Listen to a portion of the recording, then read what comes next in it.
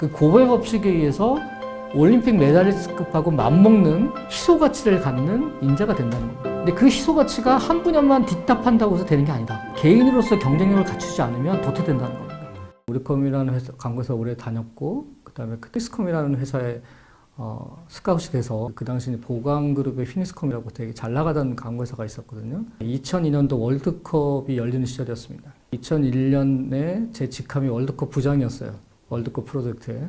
큰 프로젝트를 따서 승승장구하고 되게 재밌게 일을 하던 시절이었는데, 그러니까 원래대로였으면 그렇게 평탄하게 월드컵을 마치고 또 이제 그걸 바탕으로 해서 광고회사에 뭐 국장 되고 임원 되고 뭐 했겠죠. 그때 당시에 여러 가지 뭐 저 스스로로는 내가 이걸 언제까지 이 일을 해야 될까? 지금 생각해보면 참 약간 어이가 없을 수도 있는데, 동서가 그때 2001년도에 대한민국 기술대상인가? 큰 상을 탔어요. 대통령상을. 근데 이제 제가 그걸 보고 반해버린 거예요.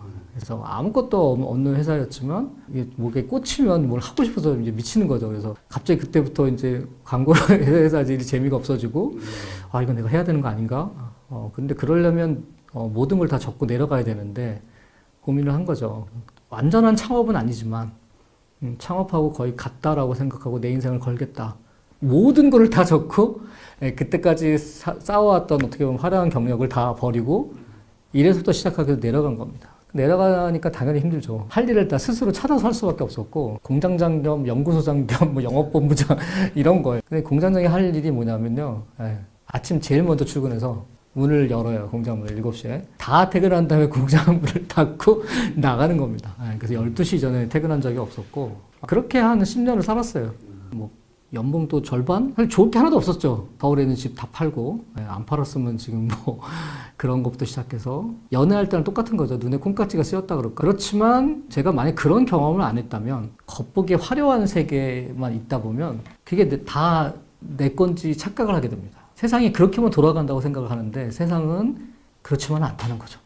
이거를 그래서 저는 제조업 벤처를 갔기 때문에 제 인생에서 터닝포인트라고 얘기할 수 있는 거는, 허의 세계에서 한 10년 이상을 살다가 화려하게 살다가 완전히 정말 전혀 다른 몸으로 때우고 현장에서 기름칠하면서 보고 느끼고 배우고 뭔가를 만들어낸다는 자부심, 그러니까 허의 세계에서 실로 세계로 넘어와서 비로소 실의 세계에서 10년 이상 있다 보니까 역으로 또 허의 세계가 보이더라고요. 아, 내가 광고회사에 있을 때는 정말 건방졌었구나. 거기가 한계였던 거죠. 한계였는데 그 실의 세계를 배웠다는 거는 제 인생에 있어서 아주 큰 터닝포인트가 됐던 건 맞습니다. 제가 이제 번역한 책이 하나 있는데, 먹고 사는데 걱정 없는 1%라고.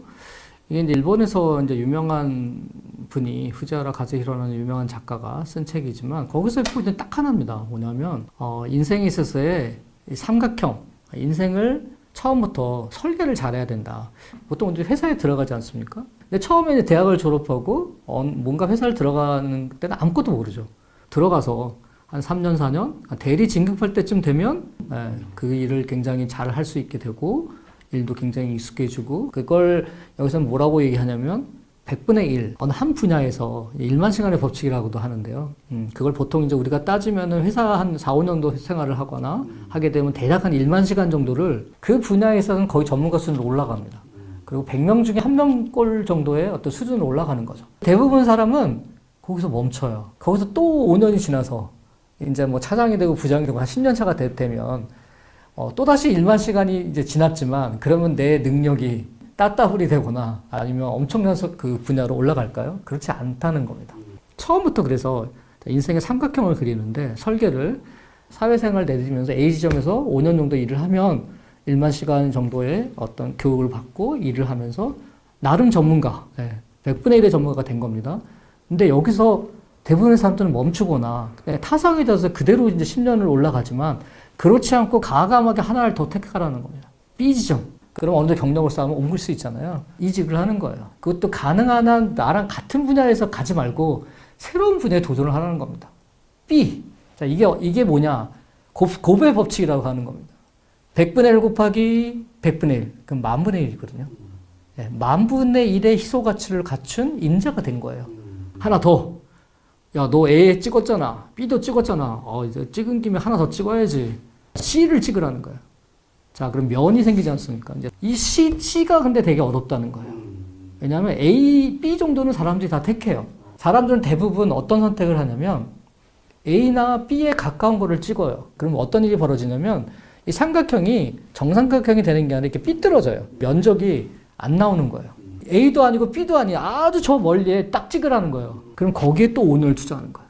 네, 전문성을 세 가지를 갖추게 되는 거예요. 그래서 이 고배 법칙이라고 얘기를 하거든요.